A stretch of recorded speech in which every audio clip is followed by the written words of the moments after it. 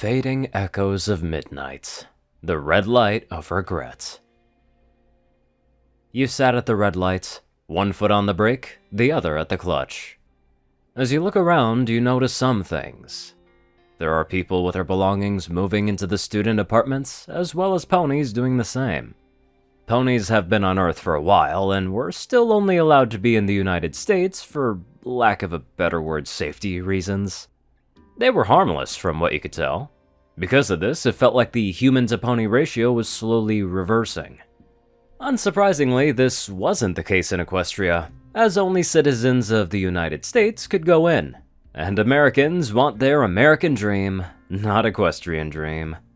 California was great, with its beautiful views, untouched wilderness, and variety of miscellaneous stuff to do.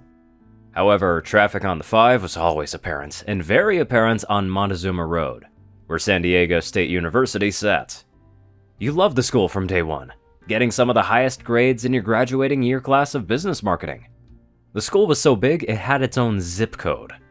You then looked to the left of your car, and almost took a double take when you saw a pony behind the wheel of some janky little Corolla with a human driving instructor with her. This, you had not seen yet. Just recently, a law was passed to give ponies just about every right as any US citizen here today. Well, actually, they have every single right as any citizen born here. That didn't bug you at all, but seeing a pony drive, it's still a shocker. You wouldn't have thought that ponies would jump at the opportunity to drive so soon, since cars were still in the process of passing regulations in Equestria. They're only getting approved for Maritime Bay and Zephyr Heights since there were wide enough walkways to be converted into roads. And the plan to make a main road connecting the two was already underway. Cars over there had to be electric only, since the air was even more clean than Finland. The car you had would most certainly not pass. BMW M4? Hell no. It may be a 2024 with the latest exhaust filters to make it burn fuel as cleanly as it can, but fuel is fuel, and not allowed. As you were about to turn away from the sight to your left, your eyes widened. Oh no. You were reminded of where you had to be today. Or where you had to be over 15 minutes ago. Your mare friend wanted to see you today, and you had forgotten again for the third time. This was the third time you've missed a date with her, and you knew you were going to suffer the consequences this time. You never thought that you would be in bed with a mare. When the ponies first arrived, you and just about everyone else thought they looked like cute plushies you'd find at the carnival. But over time, people started seeing them in a new view. And soon, you saw ponies and people together a lot more often. At first, you found it odd. It's effectively an animal that you're into. It felt weirder from a sexual standpoint. But as time went on, the less you cared. These ponies had feelings, desires, all of it. Just like humans. And that's when you found her. Midnight Sonnet. The Pegasus was minty blue, with a deep blue mane and tail. She was just what you needed when you met her. She was a breath of fresh air. She took away all of the darkness and replaced it with light. You love her. At first, she was just a friend, hanging out with a group of friends and her every now and then, often being the driver with a cool car when you all just wanted to listen to music and drive the PCH. But soon after, you asked her to hang out with you, and you only, then told her how you felt. At first, she actually turned you down, saying that you were a very nice person, but that she just wasn't ready, to which you respected.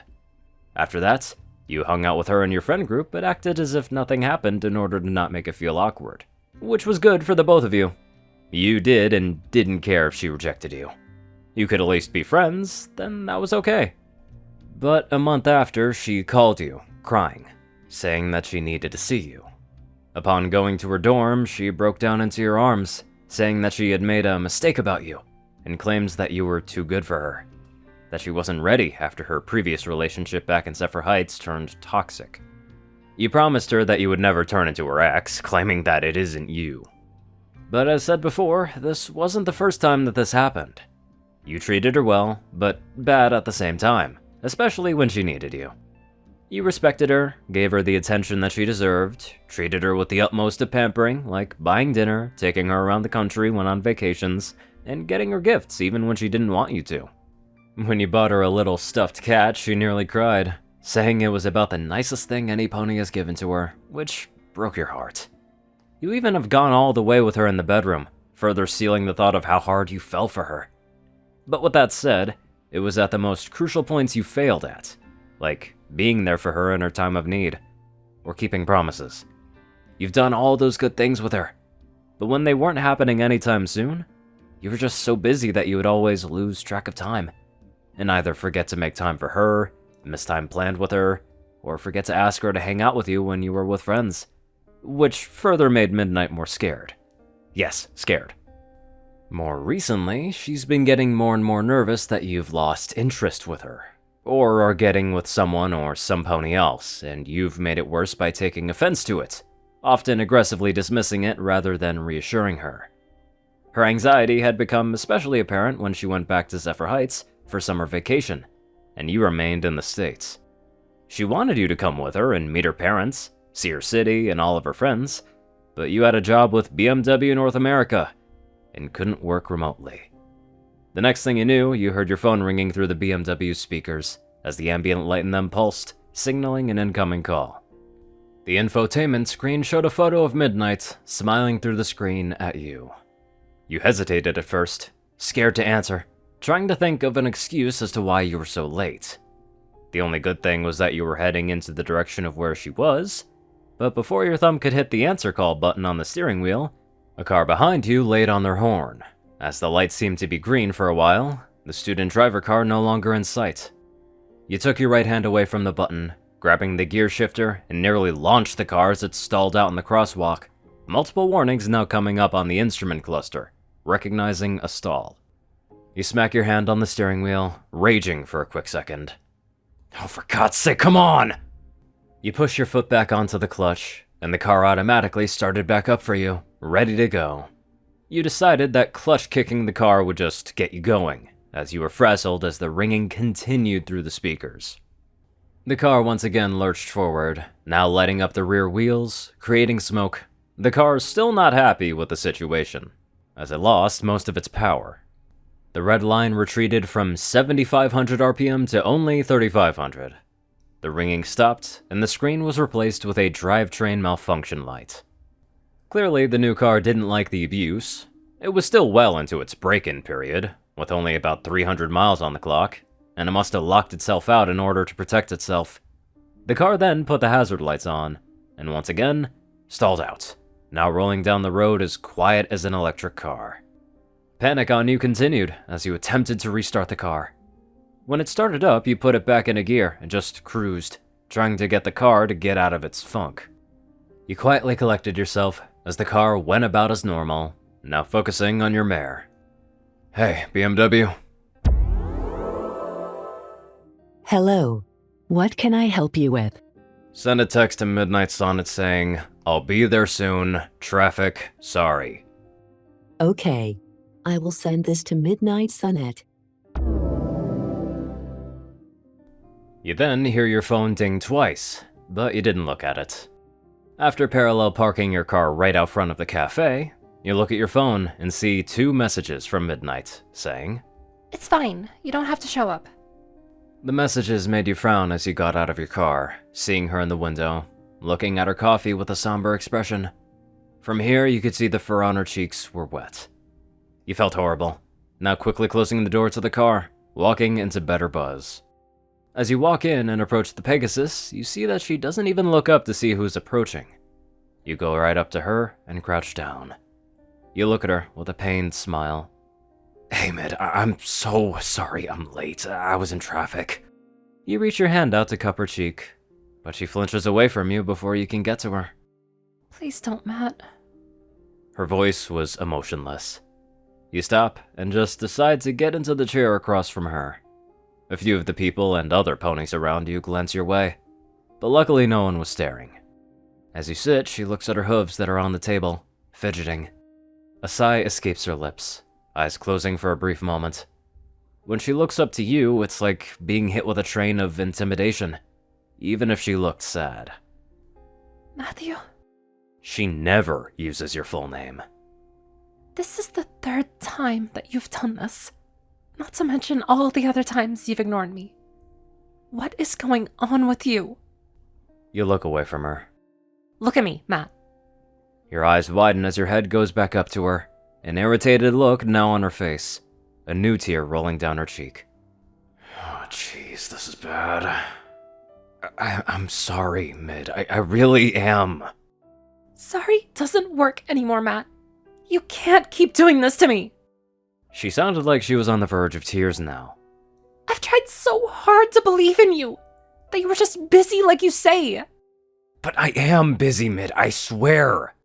Then why can't you just text me then? I do.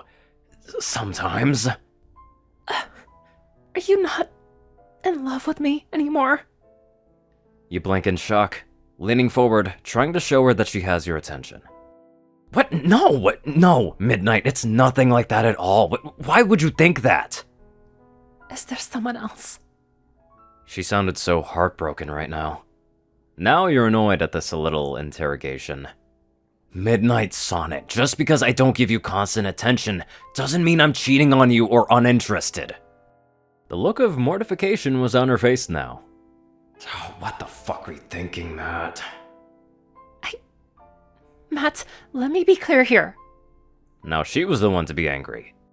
I didn't choose to date you because of your money, or because of how smart you are, or how big of a following you have. I chose you because of how you treated me. Treated me! What happened, Matt? I miss the old you. You look at her in confusion. What do you mean I've changed? I'm still me, Midnight. I'm just busy. I loved it when you would text me how much you miss me, or wish you could be with me and hold me all night if you could, or that you would get upset if I was in a sad mood, and would tell me that you would get in the car and come to me, even if it was past midnight. I said that? She raised an eyebrow at you.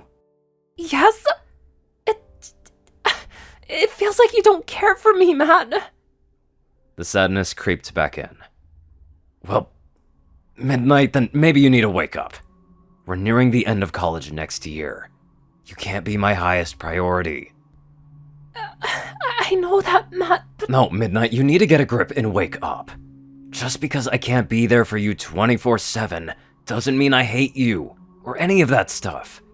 You're paranoid, and I'm here right now trying to reassure you, but you just continue to put these dumbass thoughts into your head, and it's ridiculous at this rate. We aren't freshmen anymore. We're adults, Midnight Sonnet. Her jaw dropped. You took it too far, and you know it. You know what, Matthew? I did wake up. Right now. She then hopped down from her chair as you got nervous that you took it too far. Little did you know you went into the deep end. You were turning into her ex, right in front of her. I think we need a break. You've changed, Matt, and it's scaring me. Mid. We're done, Matt. Ever since I came back last week, you just... I'm taking a break from you, Matt. You're not helping me at all. She chuckled briefly, but you could tell that she was in pain. My friends were right about you. She muttered. What? What do you mean that they were right? You start panicking. It's midnight, Matthew. You were blown away. You nearly gave her a look of anger, but couldn't let this end. Midnight, what did they say? She hung her head a little. That you've changed? Become someone you aren't? I don't know if it's because of how busy you are or what else kind of stress you have, but whatever it is, it's changing you. And I can't seem to help you. And because of that, I don't want to be there to see you capsize, because you already are spiraling out of control. Silence. It almost felt like the cafe went quieter. All the things she just said not only felt like bullets going right through you, but felt true. Because it was. You were stressed. You did have a lot on your plate. But you did it to yourself, and I've done it before. Never learning from your mistakes. Letting it seep into your relationship, hurting an already emotionally damaged pony. Since he had no response, she started to walk away. You stood up and wanted to call out to her, but you'd lost your voice from the shock. As she walked out, her ears were flat against her head. She stopped right next to your car, glancing at it. She'd never seen it before. She then continued to walk away, not turning to look back at you. What have you done, Matthew? What have you done? That shit hit hard, because not only can that be relatable, but it's very fucking real. Could be because we're so used to something or we take things for granted. It happens all the time. And the worst thing is when there's no compromise or understanding. Basically what I'm trying to say is you gotta understand them, but they gotta understand you. But anyways, let's get on to our very loving donators. Top donators: Jessie Smith, Star630, BadassWaffle, Onlyonething, Ceru, Orion, and Caladis. Matchbick, Jock, Rayden, Runescythe, Will, Twinkie, Luigi, Chancer Crust, Big Smoke, Murder Princess, Little Mighty, Solar Symphony, Maverick, and many more awesome people. Thank you all so much for watching this video, live life to the fullest, and hold the ones that you love dear close.